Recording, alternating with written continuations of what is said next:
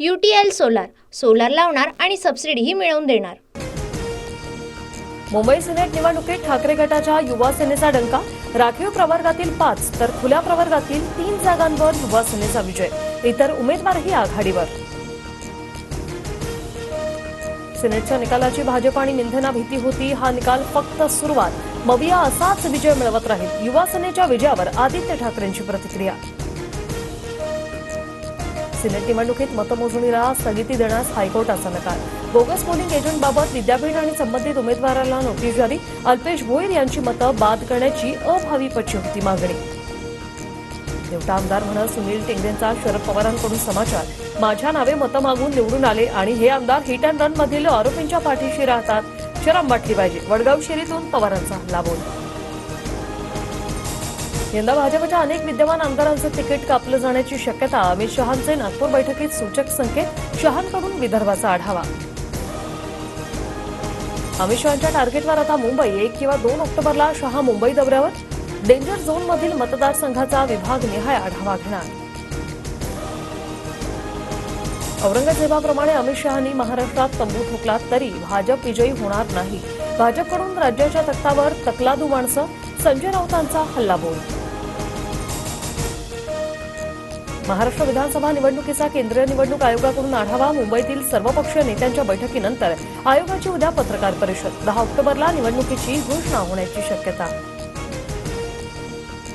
निवडणूक एका टप्प्यात घ्या, निवडणूक खर्चाची मर्यादा 40 लाखांच्या वर वाढवा, अजित पवार गटासह शिंदे गटाची निवडणूक आयोगाकडे मागणी।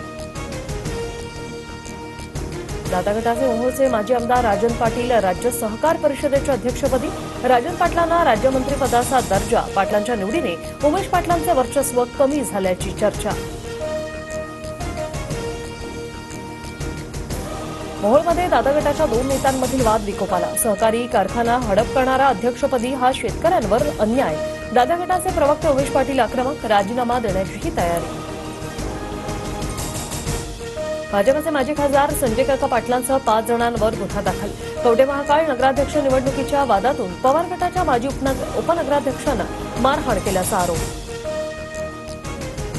मंत्रालयातील फडणवीसांच्या कार्यालयाबाहेर धनश्री सहस्त्रबुद्धे नावाच्या महिलेकडून तोडफोड, फडणवीसांच्या नावाची पाटीही काढून फेकली, महिला भाजपचीच कार्यकर्ती असल्याचा दावा। फडणवीसांच्या कार्यालयाची तोडफोड करणाऱ्या धनश्री सहस्त्रबुद्धे या महिलेच्या घरी पोलीस, मात्र दरवाजा उघडण्यास नकार, महिलेचं मानसिक संतुलन बिघडल्याची पोलिसांची माहिती। एखादी आपली बहीण चिडली असली तर तिची व्यथा समजून घेणार, तोडफोड प्रकरणावर देवेंद्र फडणवीसांची प्रतिक्रिया, तर महिलेला कुणीतरी मुद्दाम पाठवल्याचाही संशय व्यक्त। सोमवारपर्यंत अक्षयचा मृतदेह दफन करा, जागा उपलब्ध करून द्या, कोर्टाचे राज्य सरकारला आदेश, अक्षयचा मृतदेह दफन करायला बदलापूर, अंबरनाथ आणि कळव्यात विरोध। आरोपी अक्षयच्या मृतदेहाच्या दफनविधीसाठी जमीन उपलब्ध करून देण्याची सरकारची जबाबदारी, प्रशासन योग्य ती कारवाई करेल, फडणवीसांची माहिती। उडाळमध्ये निलेश राणेविरुद्ध वैभव नाईक आमनेसामने येण्याची शक्यता, निलेश राणेंकडून विधानसभा निवडणूक लढण्याचे संकेत। आदित्य ठाकरेंनी दापोलीत माझ्या विरोधात निवडणूक लढवावी, रामदास कदम यांचे पुत्र योगेश कदम यांचं आव्हान। एसटीतून आरक्षणासाठी आदिवासी गौंडगोवारी समाजाचं आमरण उपोषण, सरकारकडून गौंडगोवारी कृती समितीला बैठकीचं निमंत्रण, फडणवीसांसोबत 30 तारखेला बैठक, आंदोलन स्थगित करण्याची विनंती। अतिवृष्टीचा राज्यातील 12 जिल्ह्यांना फटका, 33,000 हेक्टरवरील पिकअप पाण्यात, सोयाबीन, मका, उडीदसह कापूस, कांदा आणि भाजीपाल्याचं नुकसान।